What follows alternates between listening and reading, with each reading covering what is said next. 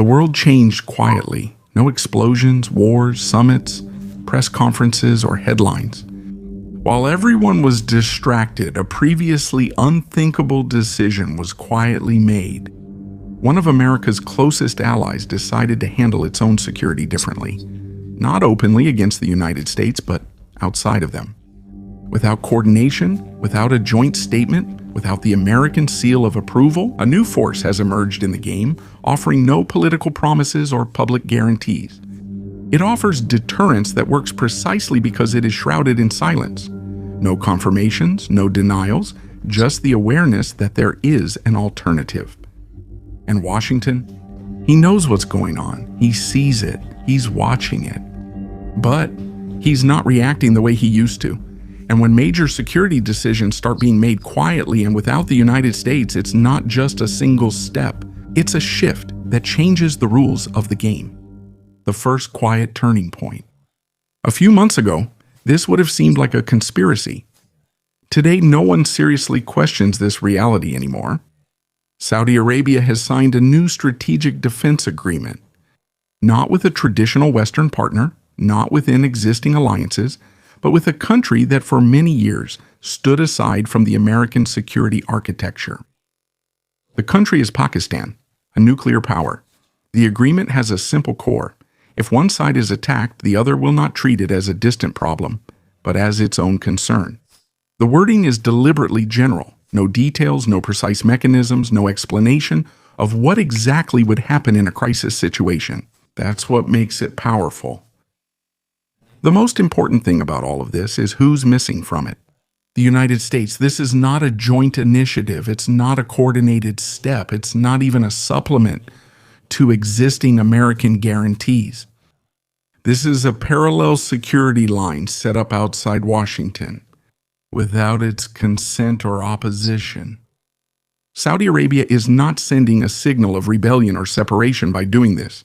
It is sending a much more pragmatic signal. If the world is changing, the way states ensure themselves against the worst-case scenario is also changing.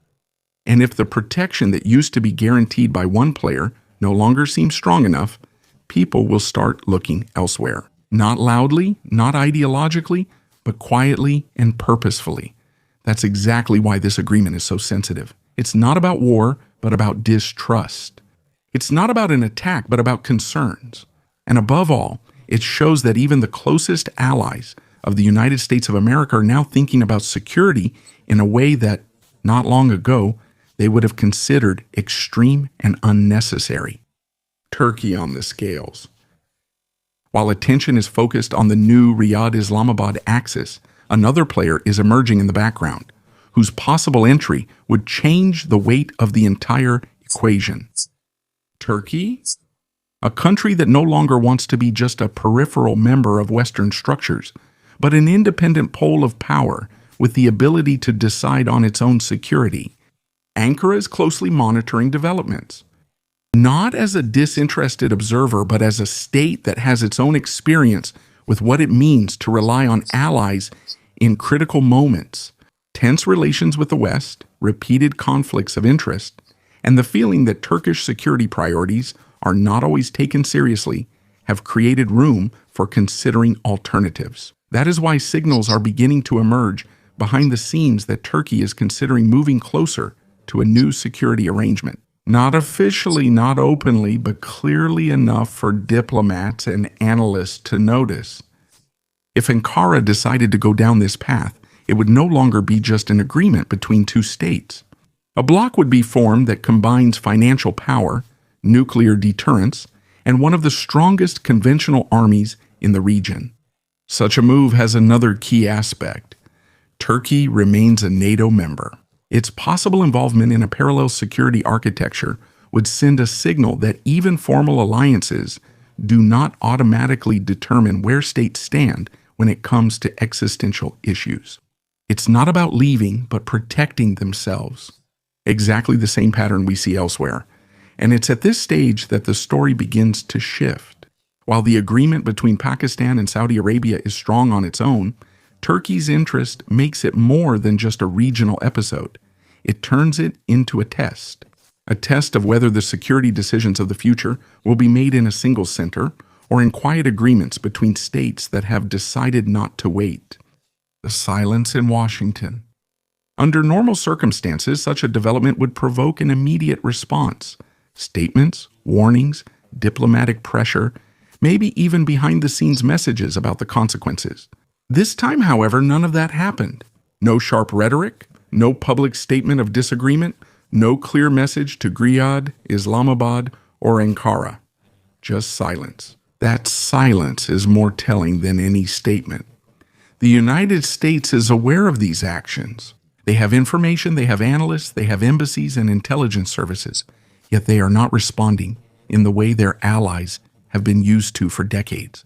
It's as if Washington realizes that too strong a response could do more harm than good. There may be several reasons for this. Perhaps the United States avoids pressuring partners they see as less firmly anchored. Maybe they realize they currently lack any easy options. And maybe there's something even more fundamental behind it. The realization that the world in which the United States automatically set the security rules of the game is changing faster than anyone in the White House would like. This is not a display of weakness in the classic sense of the word. American military power remains with bases and fleets still active. But something else changed. The way the Allies think about risk has changed, and when they decide to look for a safety net outside the traditional framework, even the strongest player has to consider when to intervene and when it's better to step back. At this point, it's clear it's about more than one agreement or region. It's about a precedent, a moment showing American influence is no longer certain, and some decisions happen without United States approval, quietly, carefully, but with lasting consequences. How did we get here? To understand why such agreements are even being made, we need to take a step back, not to a single president or a single crisis, but to a longer trend made up of many smaller signals. For decades, the American security umbrella was solid, predictable, and practically the only one. Allies knew where they stood and didn't have to look for alternatives, but gradually, cracks began to appear. Withdrawals from regions, hesitant responses to conflicts, shifting priorities between Europe, Asia, and the Middle East. For Washington, often rational decisions, but for allies, a source of uncertainty. The issue isn't if the United States can intervene, but if it will choose to act at the right time. The Middle East was built for many years on a simple informal deal: stability and strategic partnerships in exchange for security guarantees. However, this model has become less clear-cut. Allies are now asking an uncomfortable question. What if there's no clear response in a crisis?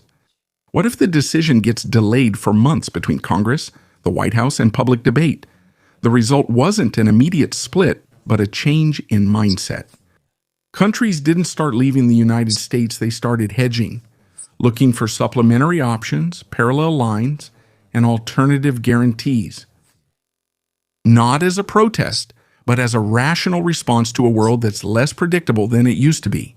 It's in this context that new security agreements should be understood, not as a rebellion against Washington, but as a consequence of a world where a single power can no longer cover all risks at once.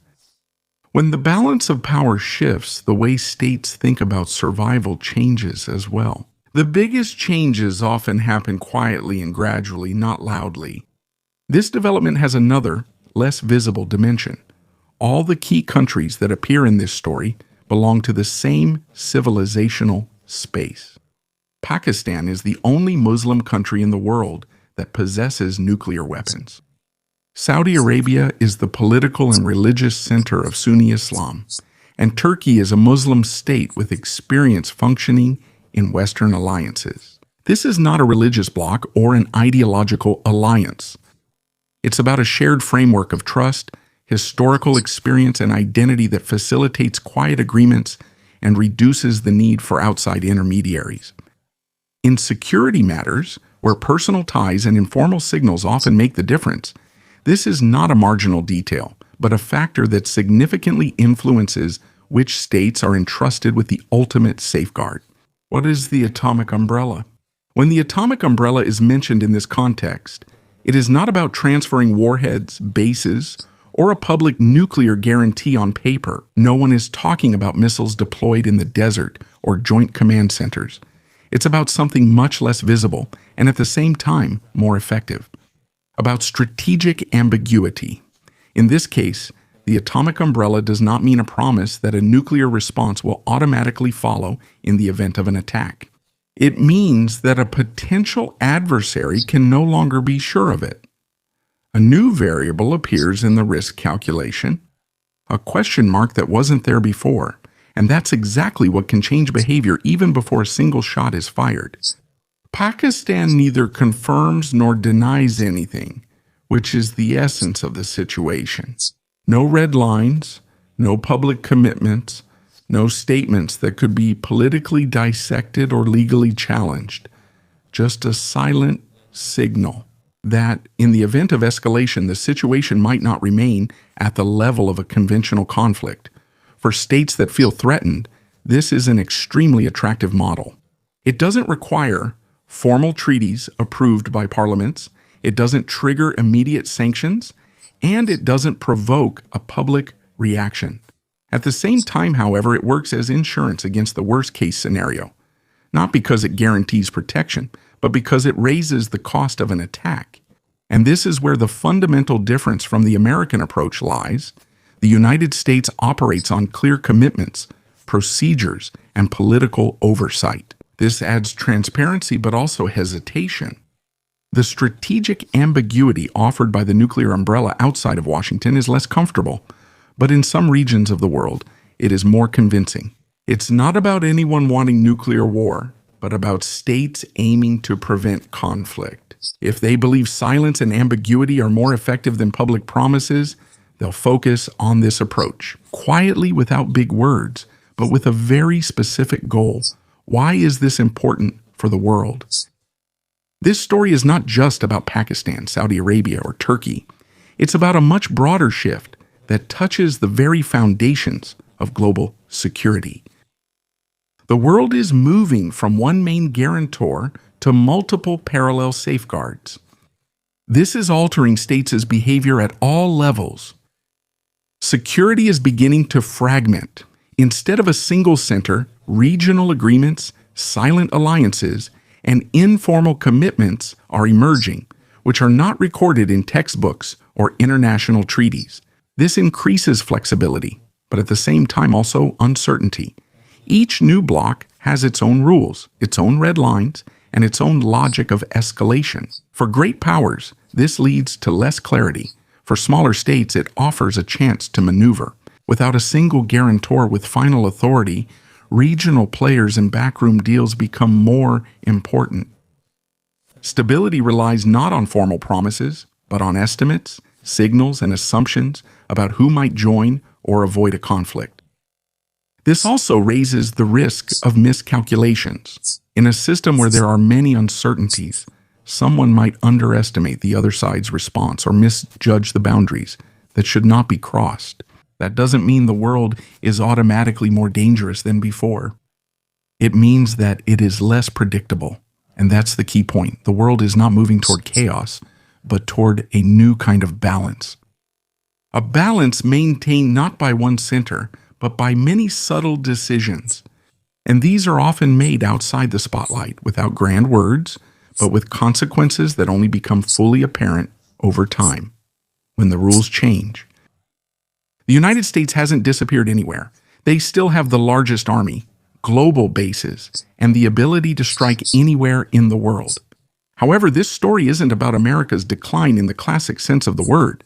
It's about the fact that its position is no longer automatic. Security is no longer controlled by just one player. When key allies start seeking insurance outside the traditional framework, it's not about betrayal or a breakup. It's about adapting to a world that is less predictable and more fragmented. States don't want to risk being left waiting for political decisions in critical moments, decisions that may come too late or not at all.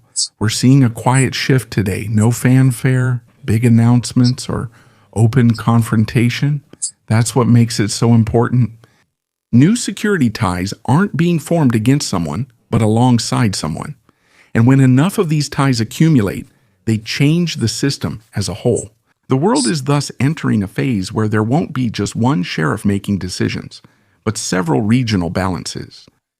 Less certainty, more calculations. Fewer public promises, more quiet signals. And in this environment, it will become increasingly important not only who has power, but who has trust. It's not the end of the old order overnight. It's its gradual fading away. And the most fundamental changes, as always, don't come with a bang. They come quietly. If you enjoyed the video, please like and subscribe so you don't miss upcoming content. You can support my work with gratitude. To reach more people, click praise. Thanks.